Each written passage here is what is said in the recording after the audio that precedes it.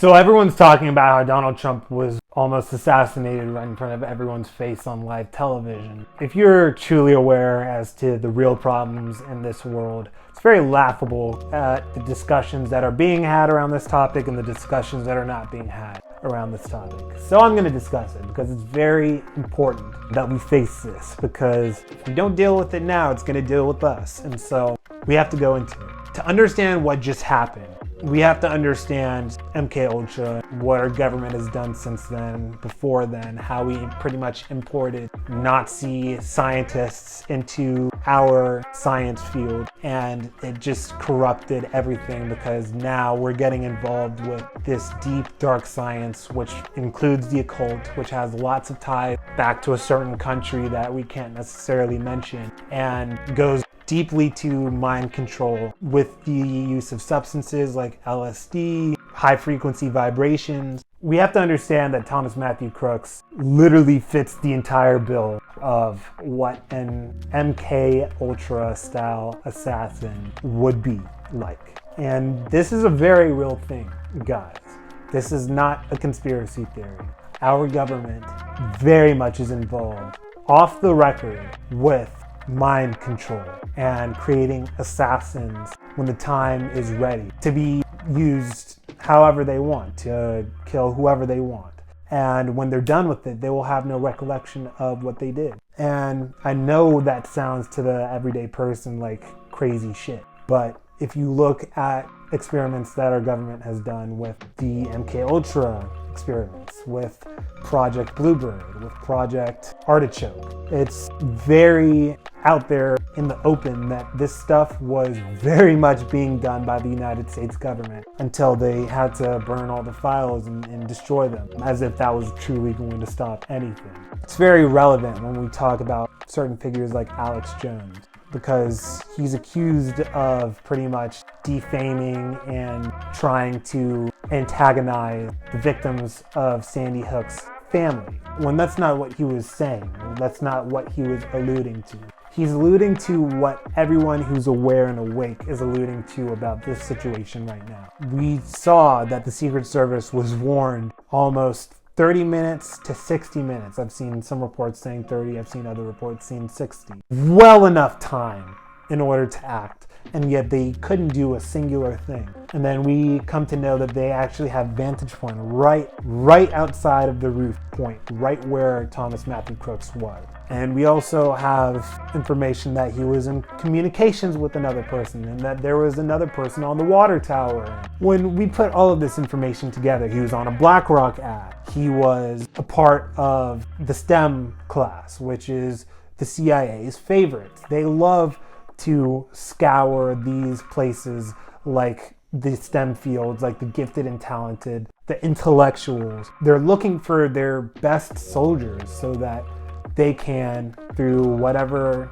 torture methods that they use, train them to be shadow soldiers whenever they need them to be, to do whatever they need them to be. And if they're neutralized, they're neutralized. And they can neutralize them also, by the way, without needing to actually do it themselves. That's how crazy this shit is.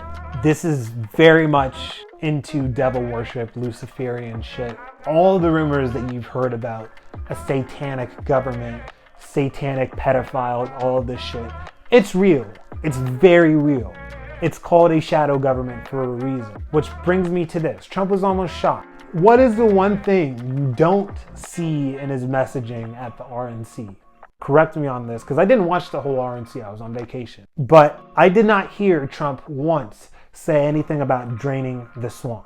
That was his big phrase in 2016. We are going to Washington, D.C., and we are going to drain the swamp. Now it's making America great again. Okay, that's subjective. We need to drain the swamp. We need to uproot this shadow government that infiltrates organizations, that operates within secrecy, because again, as I said, burning files isn't going to do shit with evil people. They're evil for a reason. A lot of you guys think that probably what I'm saying is crazy, but I would recommend you guys to watch one or two of the testimonies from the survivors of the shit that is currently going on to this day. You think that just happened in the 50s and 60s? Oh, fuck no, it's not. It's happening today. And they're doing it today in plain sight because they have the infrastructure, they have the real estate to do so, they have the secrecy, they have the authority. We need to come to grips and understand that something needs to be done about this. It's weird that after almost getting killed, Trump isn't making this his forefront message. Drain the swamp, end the shadow government that is partly controlled by, as I said, a different country. But again, that's why he's not doing it. So wake up, people. There is no Joe Biden or now Kamala Harris or Donald Trump. It's not good versus evil. It's infiltrated. It's all infiltrated. And Donald Trump himself does not want to go against the true problem. Unless he truly is, and he's just not saying it explicitly. I would have to really truly see. But I think from what we can see with his picks, he is not focused or poised at draining the swamp. Forget all of the little issues. We understand that they are important, but the biggest importance is dealing with the shadow government, because if we do not want to come to grips that this actually exists, that a satanic, pedophilic section to this government actually exists and actually controls the rest, we're never going to make change if we don't come to grips with this. It's just amazing to me that more people aren't connecting the dots, and institutions like the church shouldn't be existing and taking tax benefits when they're not speaking out on this.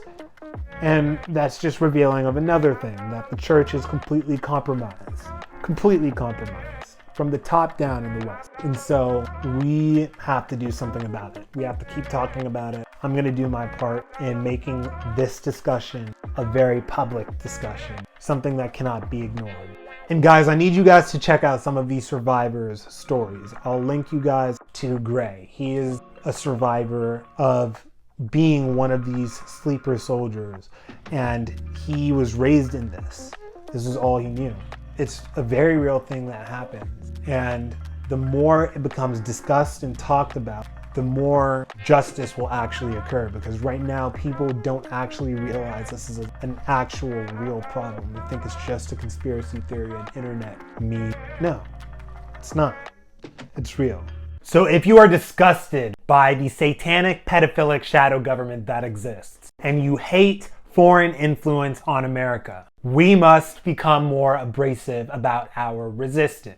A great way of doing so is by infiltrating culture and fashion. There is nothing better that I have personally done in the last 4 months than wear this hat publicly everywhere that I went. It has initiated countless meaningful interactions and discussions that have opened people's minds up to the realities of this world. And this hat is more than just an edgy hat. September 11th defined modern American history as we know it. And it is a great way to start unpeeling the onion as to the real problem in this world. And that is the satanic shadow government. Now, by putting on this hat, you are becoming one of the many faces that will be cemented in history forever that led the Great Awakening. You guys have to have foresight to see it. And if you have foresight, I invite you guys to purchase a hat yourself.